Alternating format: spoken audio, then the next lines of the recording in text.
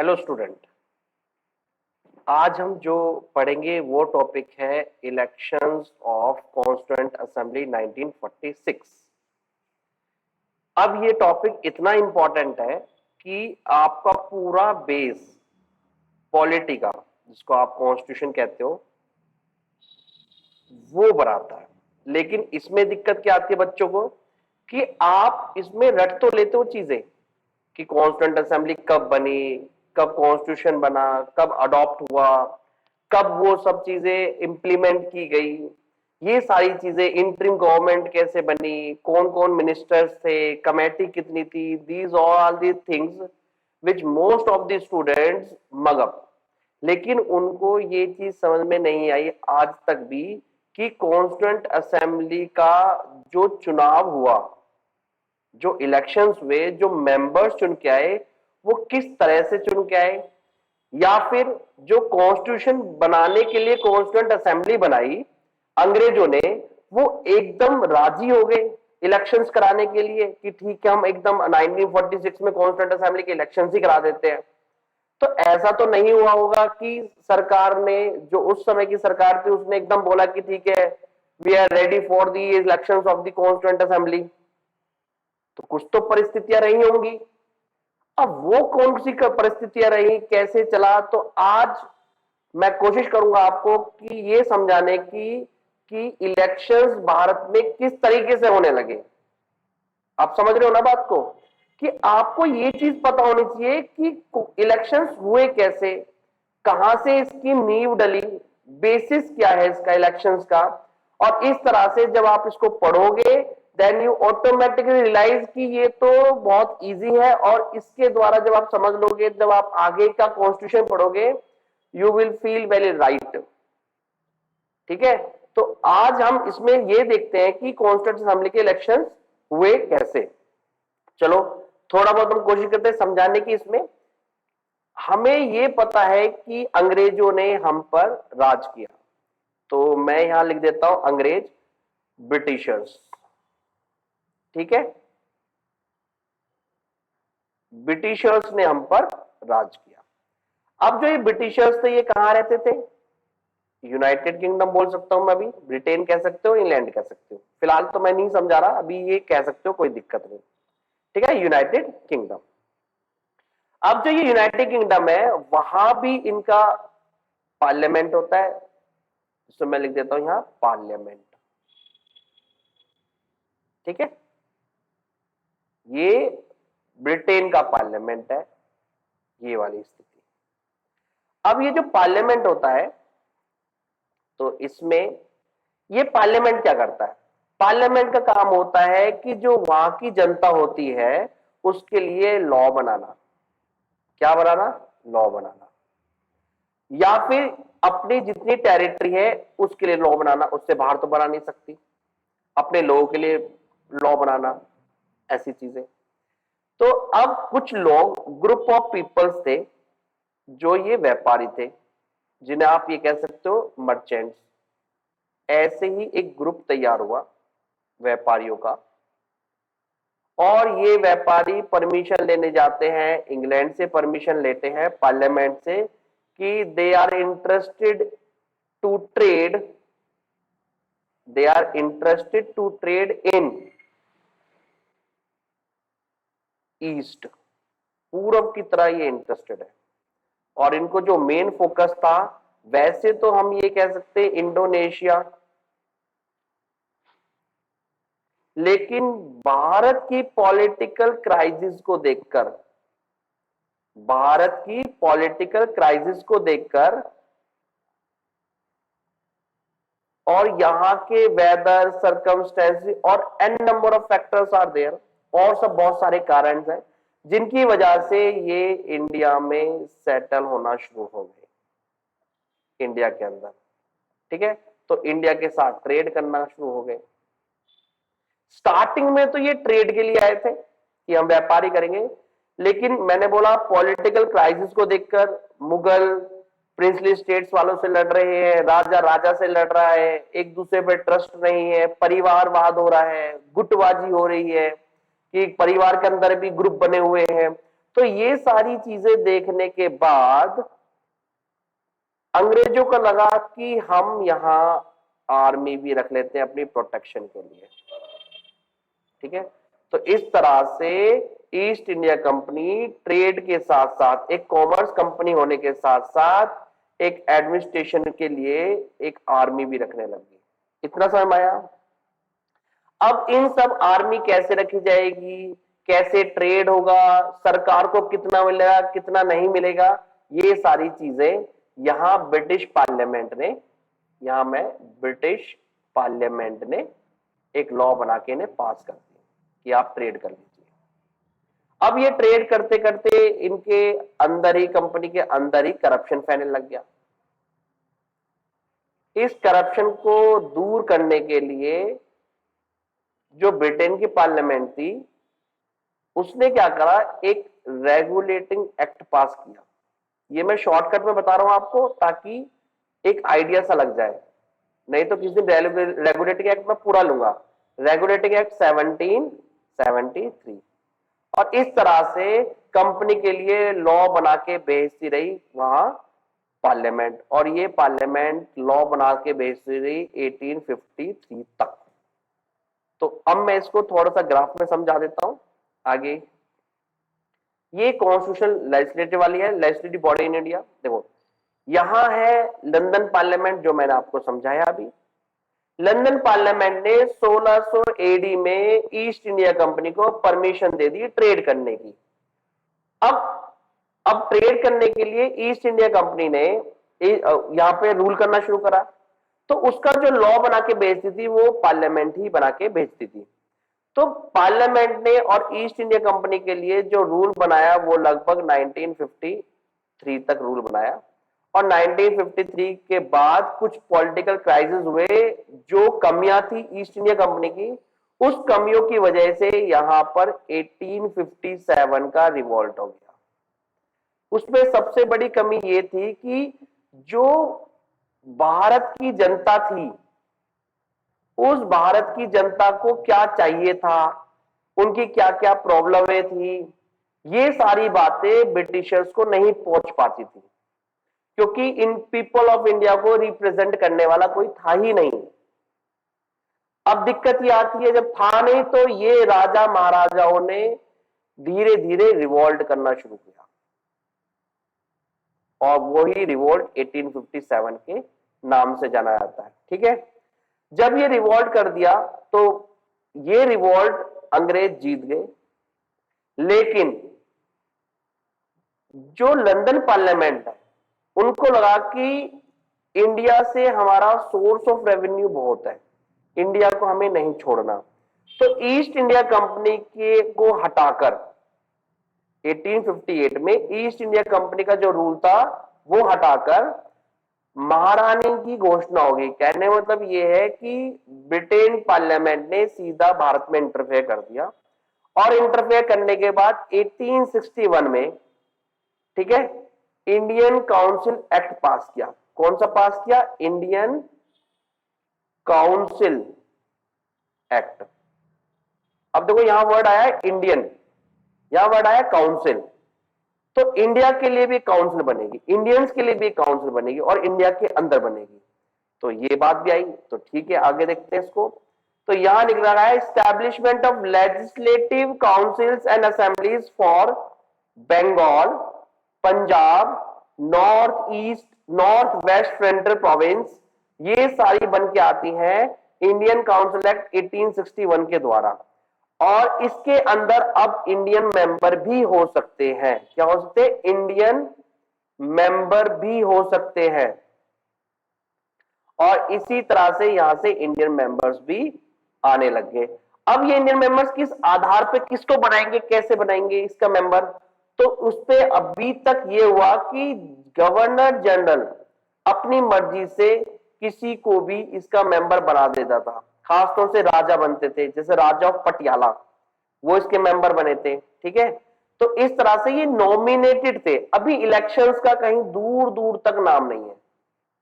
ठीक है, कि सिर्फ ये नॉमिनेटेड इसलिए थी, और राजा को इसलिए बना दिया कि अगर राजा को अंग्रेज पकड़ के रखेंगे तो कोई भी बात है, क्योंकि रिवोल्ट यहाँ किसने किया था, सारे प्रिंसली स्टेट से, झांसी की रानी हो गई है, ठीक है, पंजाब हो गया, वहां से आप बिहार से कुंवर सिंह हो गया, ये सारे लोग थे। तो अगर ये राजा को ही पकड़ के रखेंगे तो राजा के नीचे जो जनता है वो कभी रिवोल्ट नहीं करेगी, और अगर बाई चांस करेगी तो राजा हमें आके बता देगा, हम उसको कंट्रोल कर लेंगे। तो इस तरह से ये कुछ हाई प्रोफाइल पर्संस को नॉमिनेट करते थे काउंसिल के अंदर, ठीक है। तो अभी नॉमिनेशन हो गया, ये सारा प्रोसीजर चलता रहा आपका 1919 तक, 1919 अधिनियम तक, ठीक है, नॉमिनेटेड वाला। इतना क्लियर हो गया। अब 1919 में मॉन्टेग्यू चेम्सफोर्ड रिफॉर्म्स हुए 1919 में, और इसमें बोला गया कि भारत के जनरल इलेक्शंस के लिए सोचा जा रहा है और भारत में जनरल इलेक्शंस कराए जाएंगे, ठीक है। यहां से इलेक्शंस की बात उठ के आती है, ये आपको ध्यान रखना है, ठीक है। जो जनरल इलेक्शंस की बात उठ के आएगी वो 1919 से उठ के आएगी, लेकिन इसके द्वारा बना दिए गए, क्या दिए, बना दिए गए कि जनरल इलेक्शंस होंगे, पक्का होंगे। अगर क्वेश्चन आता है कि जनरल इलेक्शंस या इलेक्शंस की बात कहां उठ के आई है, सबसे पहले तो वो 1909 है, जहां मुस्लिम लीग को सेपरेट इलेक्शन राइट दिए गए थे, लेकिन ये बोला गया, हुआ कभी नहीं। 1919 में हो गया, बिल्कुल इंप्लीमेंट कर दिया गया। इतनी बात समझ में आई। तो 1919 अधिनियम के द्वारा जनरल इलेक्शंस भारत में हुए। कब कब हुए, जैसे 1920 में हुए, 1923 में हुए, 1926 में हुए, 1930 में हुए, 1934 में हुए, 1937 में हुए और 1945 में हुए। ये सारे इलेक्शंस हुए। 1920 वाला इंडियन नेशनल कांग्रेस ने बॉयकॉट कर दिया था, ठीक है, क्योंकि यहां महात्मा गांधी जी 1 ईयर, 1 साल में स्वराज प्राप्त करने के लिए नॉन कॉपरेशन मूवमेंट चलाया था उन्होंने, जिसमें किसी कारणवश, जैसे चोरी चोरा इंसिडेंट्स के कारण या और भी बहुत सारे कारण थे, जिसकी वजह से ये मूवमेंट गांधी जी को वापस लेना पड़ा। जब ये वापस लेना पड़ा तो आईएनसी, इंडियन नेशनल कांग्रेस में कुछ मेंबर ऐसे थे जो चाहते थे कि ठीक है, मूवमेंट तो वापस ले लिया, we will fought elections in 1923, और इसके लिए हम इलेक्शंस लड़ेंगे, और ये जो आंदोलन है, नॉन कॉपरेशन मूवमेंट, जो आंदोलन हमने बंद किया है पब्लिक लेवल पर, इसको हम सरकार में लेजिस्लेटिव लेवल पे चलाएंगे। इतनी बात समझ आई। लेकिन महात्मा गांधी जी ने मना कर दिया कि नहीं, इंडियन नेशनल कांग्रेस इलेक्शन में पार्टिसिपेट नहीं करेगी। बहुत सारे फैक्टर है उसके, कभी और बात करेंगे उस पर। लेकिन मैं इंडिविजुअली मना नहीं कर रहा कि आप इलेक्शन मत लड़ो। तो यहां पर स्वराज पार्टी का निर्माण हो जाता है, जो आपने नॉर्मली पढ़ा होगा। ये पार्टी इलेक्शंस लड़ती है और इस पार्टी में ज्यादातर इंडियन नेशनल कांग्रेस के मेंबर थे। 1923 में चुनाव लड़ती है, जीत भी जाती है। 26 में थोड़ी स्थिति गंभीर होती है, फिर हार जाती है, मतलब हारती नहीं है, सीटें कम आती है। ऐसी करते करते आपको 37 में आपने मिनिस्टर रिजाइन के हिसाब से आपने पढ़ा होगा, मिनिस्टर रिजाइन कर देती है। 1945 तक चुनाव होते हैं, जनरल इलेक्शंस, ठीक है। तो इलेक्शंस की बात कहां से आती है, 1919 अधिनियम से। ये बहुत इंपॉर्टेंट बात है, ठीक है। 1919 में पहली बार बोला जाता है कि जनरल इलेक्शंस होंगे भारत के अंदर, और ये जनरल इलेक्शन 1945 तक फिलहाल तो होते हैं, ठीक है। अब ये जनरल इलेक्शंस कैसे होंगे, कहां होंगे, कैसे बॉडी होगी, उस पर बात करते हैं। इसमें बोला गया कि भारत के अंदर बाइकैमरल लेजिस्लेचर होगा। बाइकैमरल लेजिस्लेचर का मतलब होता है जहां पर 2 हाउसेज होते हैं। जैसे आज मैं वर्तमान में बात करूं भारत की, तो भारत के अंदर लोकसभा और राज्यसभा है। ये बाइकैमरल लेजिस्लेशन है, 2 हाउसेज है, ठीक है। तो सेंट्रल के अंदर सेंट्रल लेजिस्लेटिव असेंबली बन के आई और काउंसिल ऑफ स्टेट्स बन के आई। यही सेंट्रल लेजिस्लेटिव असेंबली जब आप पढ़ोगे तो इसी में आप कभी सर्च करना कि फर्स्ट लोकसभा का स्पीकर भारतीय कौन था, तो उसमें आपको मिलेगा 1925 में विट्ठल भाई पटेल। आप देखोगे तो सबसे पहले भारतीय जो सेंट्रल लेजिस्लेटिव असेंबली के स्पीकर बने वो है विट्ठल भाई पटेल, ठीक है। तो 1925 में बन के आए। अब स्पीकर है तो आप ये समझिए, ये आज यही नाम चेंज होके लोकसभा है आज। ये वाली राज्यसभा है। तो यहाँ स्पीकर ही होता है हमेशा, तो ये यहाँ के अध्यक्ष बन गया, क्योंकि चुनाव बहुत बड़े लेवल पे जीते थे ये इंडियन नेशनल कांग्रेस वाले, जो स्वराज पार्टी नाम से 1923 में। तो वहां पर अध्यक्ष चुनाया गया था विठल भाई पटेल को, और ये बन भी गए थे। ठीक है, काम शुरू हुआ। ऐसे ही प्रोविंसेस में इन्होंने बाइकैमरल रखा, इसको बोलते हैं प्रोविंशनल लेजिस्लेटिव असेंबली, और यहाँ प्रोविंशनल काउंसिल। अब ये प्रोविंशनल लेजिस्लेटिव असेंबलीज जो थी, ये 1947 तक की बात को, 46 तक की, तो ये 11 थी। अब ये 11 कितनी कितनी थी, कौन कौन सी, तो मैंने यहां मेंशन कर रखा आपको। Bengal province, Madras province, Bombay province, united province, Bihar province, central province, Orissa province, Assam province, north west frontier province, Sindh province, Punjab province. ये लगभग 11 प्रोविंस है। अगर मान के चलो कि ये आपकी प्रोविंशनल लेजिस्लेटिव असेंबली है, ठीक है, किसी भी स्टेट की मान के चलो, तो मैं बोलता हूं बंगाल की है, चलो ठीक है। अब इसके अंदर मेंबर जाएंगे, क्योंकि इसके अंदर क्या मेंबर जाएंगे, और हर एक एरिया के हिसाब से इनकी सीटें डिसाइडेड थी। ठीक है, इनकी सीटें डिसाइडेड, ऐसा नहीं है कि सबकी सेम रहेंगी। तो एरिया किसका बड़ा है किसका छोटा है उसके हिसाब से, और उसके साथ साथ पॉपुलेशन। ठीक है, जो आप नॉर्मली पढ़ते हो कि 10 लाख पॉपुलेशन पे एक रिप्रेजेंटेटिव होगा, और अगर मान के चलता हूं यहां पर 70 लाख पॉपुलेशन थी, मान के चलता हूं फॉर एग्जांपल, तो यहां पर 7 मेंबर होंगे। फिर इतना क्लियर हो गया। तो इस तरह से मेंबर डिसाइड होते थे। अब ये जो मेंबर इसके अंदर कितने जाएंगे, मान के चलो 7 जाएंगे। अब ये 7 जाएंगे कैसे इसके अंदर, तो कौन वोट करेगा। अब ये भी बहुत बड़ी मुद्दा है कि वोट कौन करे। तो इसमें अंग्रेजों ने बोला कि वोटिंग राइट्स 1919 अधिनियम के द्वारा दिए जा रहे हैं, क्योंकि चुनाव भी उस समय होंगे। तो जब वोटिंग राइट्स 1919 के द्वारा दिए जा रहे हैं, तो किस किस को दे। तो अंग्रेजों ने बोला कि जिसके पास प्रॉपर्टी ओनरशिप है वो एलिजिबल है राइट वोट करने के लिए, जिसके पास लैंड ओनरशिप है वो एलिजिबल है वोट करने के लिए, जो इनकम टैक्स पर पे करते हैं, जो म्युनिसिपल टैक्स पे करते हैं, ये वो लोग हैं जो वोटिंग राइट्स के लिए एलिजिबल है। ठीक है, और इसमें फीमेल्स को भी दिया गया वोटिंग राइट्स पहली बार, कि बोलेंगे फीमेल्स को वोटिंग राइट भारत में कब मिले, तो वो है 1919 अधिनियम, बोथ मैन एंड वुमेन। इतना बात समझ में आ गया। तो ये लिमिटेड सेक्शन ऑफ पीपल्स को ही वहां वोटिंग राइट्स का अधिकार था। इतना क्लियर हो गया। अब देखिए, अगर मैं बात करता हूं यहां प्रोविंशनल लेजिस्लेटिव असेंबली की, या मेंबर जाएंगे, मान के चलो ये एक मेंबर है ऐसा, और ये 10 लोग हैं। ठीक है, तो इन्होंने, ये बंगाल है नीचे, और इन्होंने यहां चुनाव लड़ना शुरू किया। यहां इलेक्शंस हुए, इलेक्शंस में बहुत लोग खड़े हुए, ये भी खड़े हुए। तो इनको जो वोट करा यहां से पब्लिक ने करा। पब्लिक भी कौन सी, जो टैक्स पेएबल वाली है, जो टैक्स पे करके दे रही है।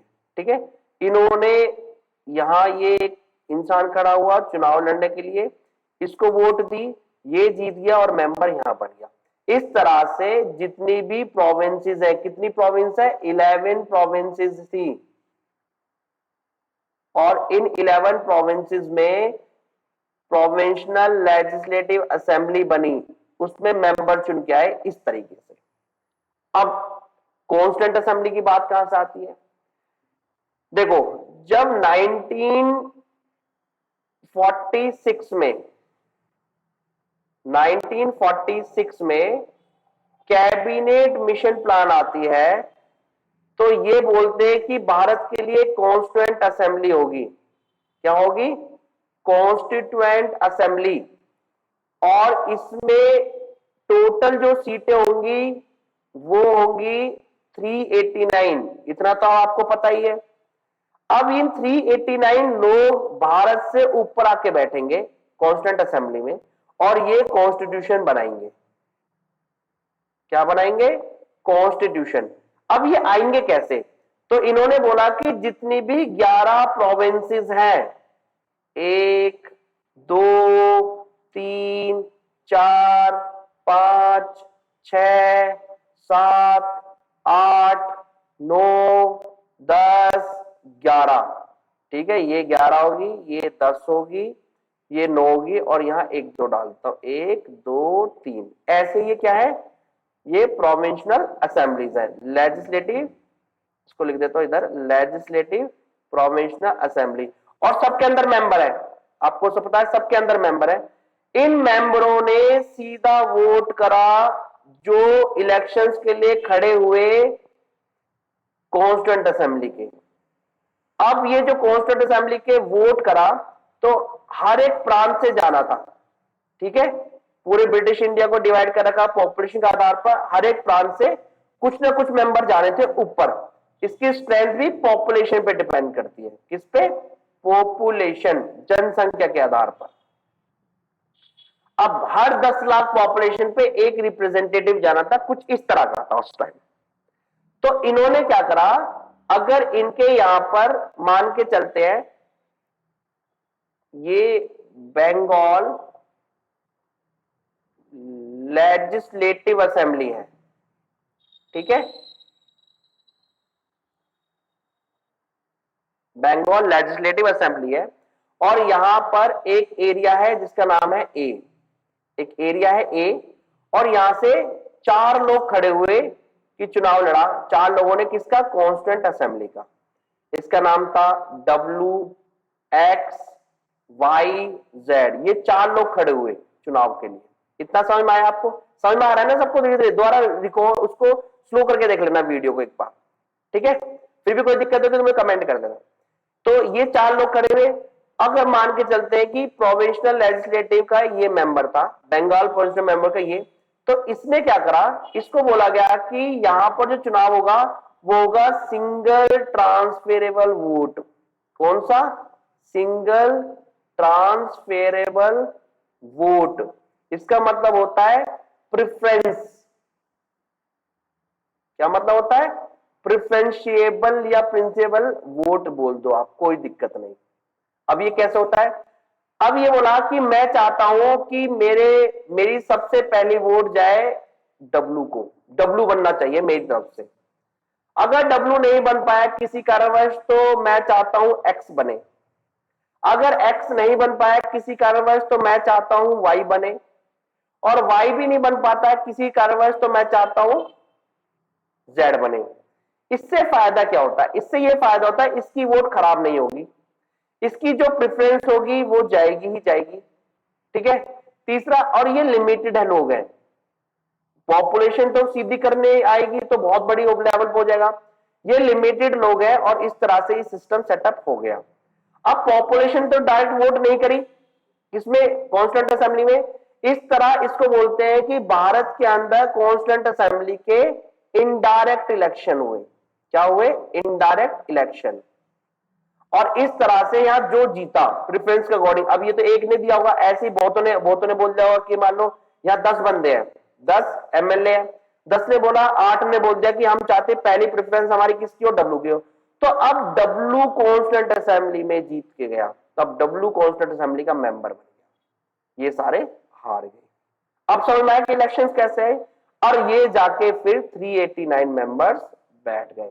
आई होप आप सबको ये बात समझ में आ गई होगी कि कॉन्स्टिट्यूएंट असेंबली के इलेक्शंस हुए कैसे। तो ये मेन है, आप इसको स्लो करके वीडियो दोबारा देखना, तिबारा देखना, जितनी बार देखोगे, और अपने हाथ से बनाना बाद में, उसके बाद आप देखना कि ये कितनी बढ़िया तरीके से आपको समझ में आई है। उसके बाद आप कमेटीज पढ़ना इसकी, वो सब समझ में आएंगी। आई होप आपको सभी बच्चों को समझ में आया होगा। फिर भी कोई दिक्कत हुई है, you can message me on my comment box, या आपको मैंने नंबर दिया हुआ है, डिस्क्रिप्शन में मिल जाएगा, आप व्हाट्सअप करके पूछ लीजिए।